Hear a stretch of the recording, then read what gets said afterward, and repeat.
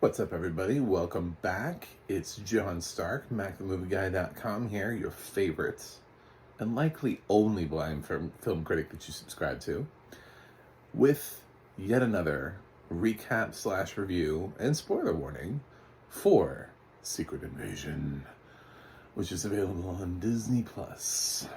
We have been invaded, and it is a secret, except we made a series about it, so it's really not secret anymore. Kind of defeats the purpose of... Anyway, we're deep into the series now, especially after last week's stunning cliffhanger of Gaia being shot dead.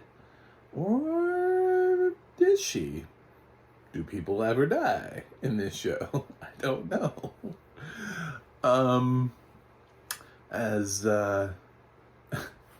As we find out, the Super Skrulls are a little hard to kill. And Gravik is definitely, he's that super stuff he was talking about getting people into. He definitely got himself into that. He made sure he got himself into that. He was like, yeah, it's me. I'm gonna be the test subject here. So, I like this episode. I think there's like a certain serious gravitas to the show. And it's in certain scenes. You know, you see the moment between Fury's wife, Priscilla? I'm gonna go with Priscilla. And and Rhodey, where we obviously found out that Rhodey is a Skrull, and they both at some point have been working for Gravik, and Rhodey still is. You know, he takes his orders and passes them on down. Well, I should say Skull Rhodey, because it's obviously not, which means Rhodey's in a tank somewhere. Which means we gotta get Rhodey out of a tank.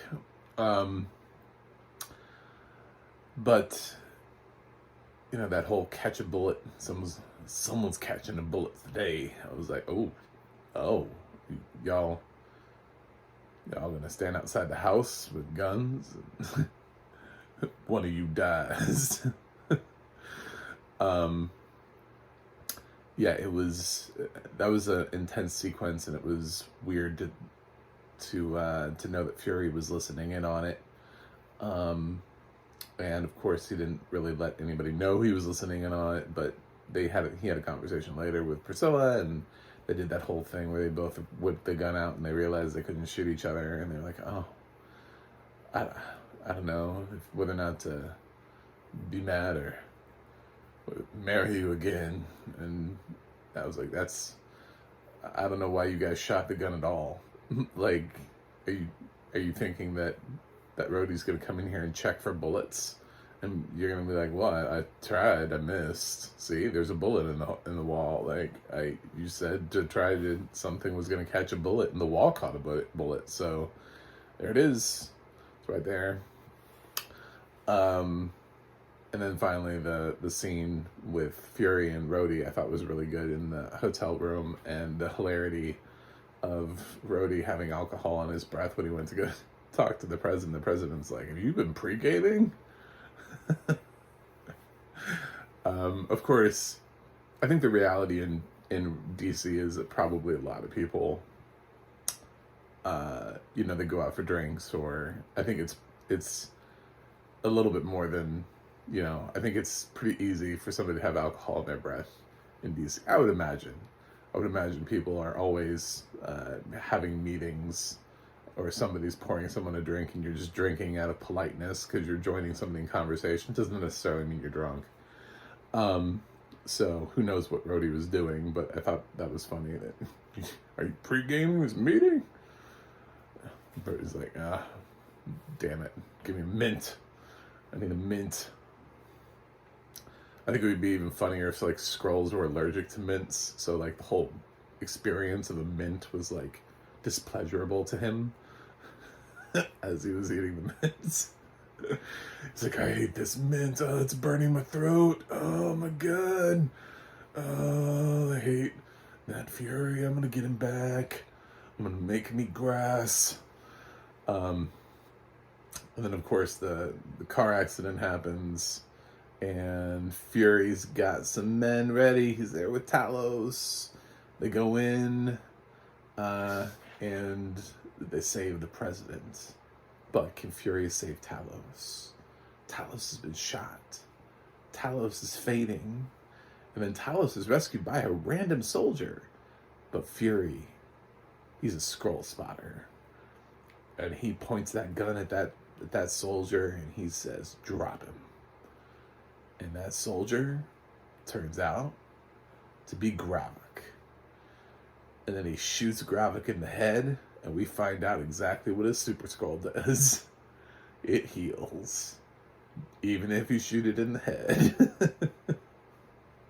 Just like Wolverine in X2. Dude, just pop that bullet right back out. Just bloop.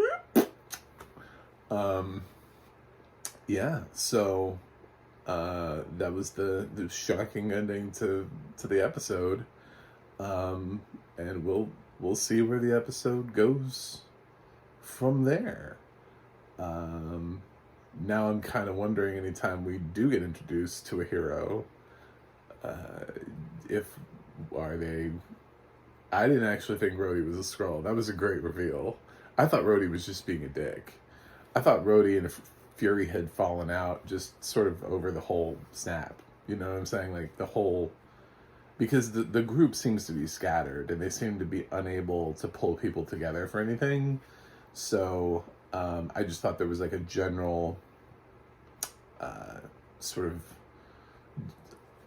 vibe of distaste between these two that we were going to explore over the course of the series as to why these two don't get along right now.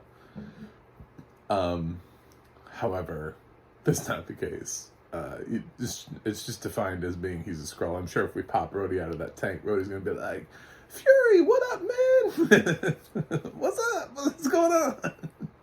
Thanks for getting me out of this tank. Let's go fight crime. I'm going to go blow shit up. So, and it does kind of make it interesting because you think about Rhodey, right? And this is not the first Marvel series that he's popped up in. How long has he been a Skrull? When did he make the transformation? Was he a Skrull in Falcon and the Winter Soldier? Has the right hand of the president has always been the hand of the president? I should use Game of Thrones terms. Has the hand of the president always been a Skrull for, so many years? Because the Skrulls have been around. That's the thing about retconning things, which is basically what they do when they make a film like Captain Marvel, but they make it like... What film was that for Marvel? 20? Like, film number 20. When they make a film like Captain Marvel, they go back in time and they show the Skrulls, and they're like, the Skrulls have been here since this time, and who knows where they were about. And then you're like, then you want to go back through all the films, and you're like, so there might have been a Skrull in these films? Like, some of these characters might be Skrulls already? How long has Rhodey been a Skrull? That's the real question. That's what I want to know.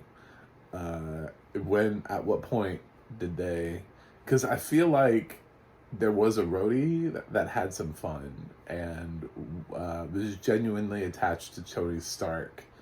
And I don't think that was Skrull Rhodey. So somewhere between them defeating Thanos and Falcon and the Winter Soldier, I think Rhodey became a Skrull. But I don't know. Anyway, I didn't even know Nick Fury had a wife. Like, I feel like he never mentioned that. These are all just things that they're adding in now. They're like, what can we do? What haven't we talked about? How do we maneuver anymore? How do we make things and make it seem like it's always been there? And it's really tough. That's one of the reasons why Eternals was so shitty, was because it was this massive thing that was happening. And it's happening, and for some reason, not a single existing Marvel character in the entire planet knew this massive event was happening. and cared enough to join in. You know what I'm saying? Like, it's just like, what is going on?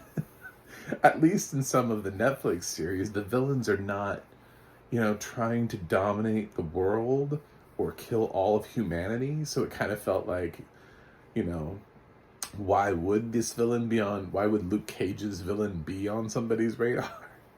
But in some instances, we get in these other series, and it's like, this seems like an all hands on deck effort, and there's no one here. Like, no one.